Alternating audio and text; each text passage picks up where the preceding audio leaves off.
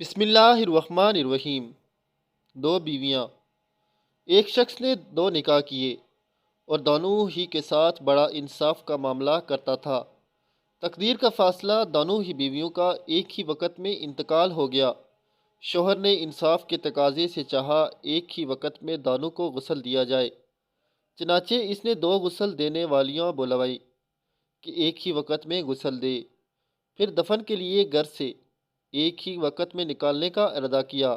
اتفاق کے گھر کا ایک ہی دروازہ تھا، چنانچہ دروازہ بنوانے والے کو بلایا اور دوسرا دروازہ بنوا کر ایک ہی وقت میں دونوں کو نکالا اور دفن کر کے اپنے انصاف پہ اللہ کی تعریف کی کہ اس نے انصاف کی توفیق دی۔